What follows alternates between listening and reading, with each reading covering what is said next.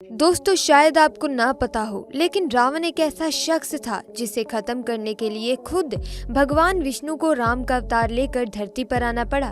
एक ऐसा राजा जिसका नाम आज तक सारी दुनिया जानती है, लेकिन कोई भी इस नाम का इस्तेमाल नहीं करता। अपने समय का सबसे आधुनिक बुद्धिजीवी जो अगर चाहता तो स्वर्ग का रास्ता भी बना सकता था। आज हम इतिहास के सबसे खतरनाक बुद्धिजीवी के बारे में बात करने की कोशिश करेंगे कि आखिर रावण की जिंदगी में ऐसा क्या हुआ जिसने उसे इस मुकाम पर लाकर खड़ा कर दिया। तो रावण के अस्तित्व की कहानी शुरू कुछ इस तरीके से होती है। भागवत पुराण से विष्णु जी के लोक बैकुंठ में जय और विजय नाम के दो द्वारपाल थे। एक बार जब ब्रह्मा के 4 पुत्र, जो कि अपनी पवित्रता के कारण बिल्कुल बच्चों की तरह नजर आते थे, वे सभी बैकुंठ जाकर भगवान विष्णु से मिलने की योजना बनाते हैं। लेकिन जब वो बैकुंठ पहुंचते हैं तो जय और विजय ने उन्हें बच्चा समझकर रास्ते में रोक दिया और कहा कि भगवान विष्णु के विश्राम का समय है, वो किसी और दिन बात करने के लिए आ जाएं, अभी वो मुलाकात नहीं करेंगे। ब्रह्मा के पुत्रों ने जय और विजय से कहा कि भगवान विष्णु तो अपने भक्तों के लिए हमेशा उपलब्ध रहते हैं। इस बात से वो सब बच्चे नाराज हो गए और क्रोध में आकर उन्होंने जय और विजय को श्राप दिया कि उन दोनों को वैकुंठ का त्याग करके धरती लोक में इंसानों की तरह रहना होगा। तभी वहाँ भगवान विष्णु आ जाते हैं और वो दोनों इस श्राप से मुक्ति पाने की मांग करने लगते हैं। भगवान विष्णु उन दोनों से कहते हैं कि ये ब्रह्मा के पुत्रों का श्राप है, इसीलिए वापस तो नहीं हो सकता, लेकिन मैं तुम्हें विकल्प देता हूँ। जिसमें एक विकल्प था कि वो दोनों 7 जन्मों तक विष्णु के भक्त बनकर धरती पर जिएं, और दूसरा विकल्प था कि वो दोनों 3 जन्मों तक विष्णु के दुश्मन बनकर जिएं। जय और विजय धरती पर ज्यादा समय नहीं रहना चाहते थे, इसीलिए उन्होंने दूसरा विकल्प चुना और इसी श्राप के चलते रावण ने जन्म लिया। महान ऋषि विश्व और राक्षसों की राजकुमारी केकसी की शादी हुई और उनकी गर्भ से रावण ने जन्म लिया।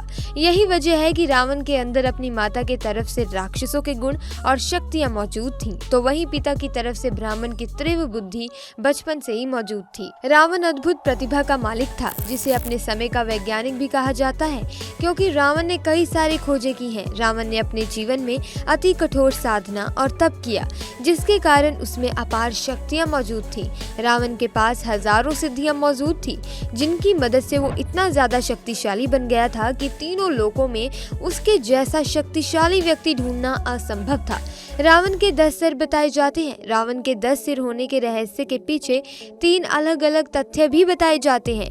पहला तो ये कि रावण ने ब्रह्मा जी की तपस्या की थी और भक्ति भाव से अपना सर काटकर उनको समर्पित कर दिया था, लेकिन जैसे ही वो अपना सिर कटाता तो उसका दूसरा सिर निकल आता। इसी तरह रावण ने एक एक करके अपने 10 सिर ब्रह्मा जी को चढ़ाए, जिससे खुश होकर ब्रह्मा ने रावण को अमृत का वरदान दिया, जिसके कारण रावण की नाभि में अमृत कुंड की स्थापना हुई, जिसकी वजह से अगर कोई रावण का सिर कितनी ही बार क्यों ना काट ले, नया सिर निकल ही आता है। और इसी तरह रावण के किसी भी अंग को काटो तो वो वापस आ जाता था। दूसरा तथ्य ये है कि रावण के पिता ऋषि विश्वा ने रावण के लिए मणियों की ऐसी माला बनाई थी जिसे पहनने पर एक ही सिर के 10 प्रतिबिंब दिखते थे। रावण उस माला को युद्ध के दौरान पहन लिया करते थे ताकि कोई भी उस पर वार न कर सके। और तीसरा तथ्य यह है कि रावण ने 6 शास्त्रों और 4 वेदों पर महारत हासिल कर ली थी। किसी एक दिमाग में इतना ज्ञान अपने अंदर समेट पाना असंभव होता है, इसीलिए रावण को 10 सिरों वाला कहा जाता है। रावण का विवाह मंदोदरी से हुआ था, जो असुरों के राजा मयासुर हेमा अप्सरा की पुत्री थी। इसीलिए मंदोदरी भी काफी शक्तिशाली और बहुत ही सुंदर स्त्री थी। अगर रावण के व्यक्तित्व के बारे में बात की जाए तो दोस्तों, उसके कई किस्सों से ये पता चलता है कि रावण एक कुशल राजा था, जो युद्ध के दौरान अपनी सेना के आगे चलता था। कई युद्ध रावण ने बिना सेना के अकेले ही जीत लिए थे और उसे हराने वाला इस संसार में कोई नहीं था। रावण के शासन काल में लंका की प्रजा सबसे ज्यादा खुश और समृद्ध थी। यही कारण है कि रावण भले ही पूरी दुनिया के लिए आज एक राक्षस और दुष्ट हो, लेकिन वहां रहने वाले लंका वासी आज भी उसे भगवान मानकर ही पूजा करते हैं। रावण को अपने परिवार की बहुत ज्यादा चिंता थी और उन्हीं की सुरक्षा के लिए वो किसी भी हद तक जाने के लिए तैयार थे, तभी तो जब रावण और कुंभकर्ण ने ब्रह्मा जी की तपस्या की तो कुंभकर्ण ब्रह्मा जी से इंद्रासन मांगना चाहते थे, लेकिन छल के द्वारा उसे निद्रासन बुलवा दिया गया, जिसकी वजह से कुंभकर्ण हमेशा ही सोता रहता था। रावण ने अपने भाई के लिए कठोर तपस्या करके कुंभकर्ण की नींद की अवधि 6 महीने करवाई थी, ताकि वो सिर्फ 6 महीने सोता रहे और 6 महीने जागता रहे।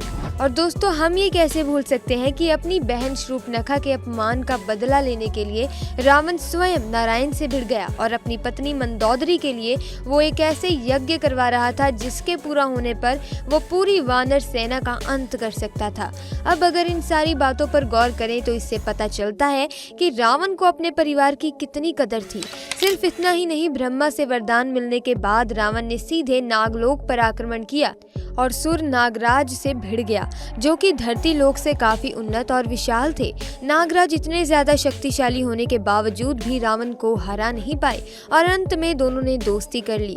तभी से नागवंश के लोग रावण के मित्र कहे जाते हैं। दोस्तों, रावण के व्यक्तित्व के बारे में जानने के बाद अब बात करते हैं रावण के सबसे बड़े रहस्य के बारे में।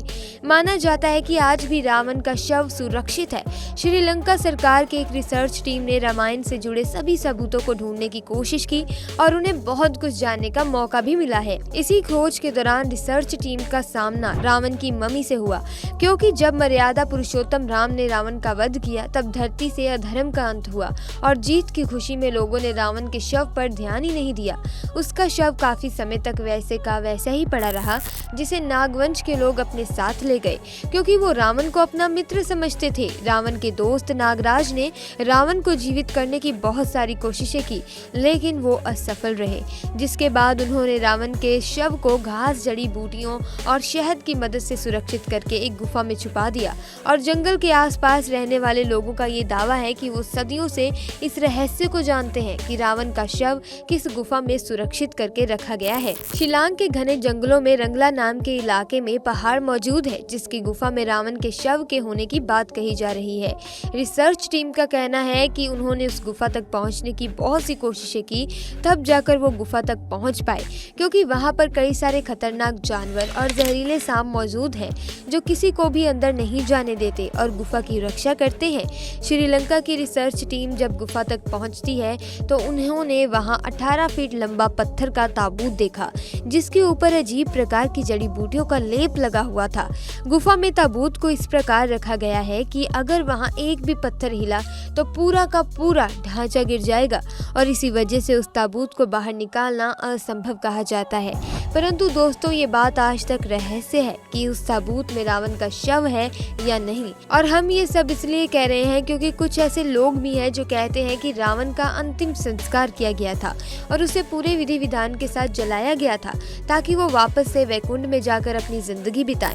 खैर दोस्तों, रावण इस धरती पर मौजूद हो या ना हो, लेकिन उसके अस्तित्व से जुड़ी एक बात हमेशा के लिए लोगों को याद रहेगी कि वो एक प्रबल, बुद्धिमान और शक्तिशाली राजा था, जिसके अंदर असीम शक्तियां मौजूद थी। वो अपनी शक्तियों का इस्तेमाल करके अगर चाहता तो पूरी धरती की काया पलट कर सकता था, लेकिन अपने अहंकार और गलत निर्णय का चयन करके उसने सब कुछ बर्बाद कर दिया। वरना क्या पता आज हमारे सामने स्वर्ग जाने का रास्ता मौजूद होता, क्योंकि ये काम सिर्फ रावण ही कर सकता था। अब आप रावण के रहस्य के बारे में क्या कहेंगे? कमेंट सेक्शन में आके अपनी राय जरूर बताएं।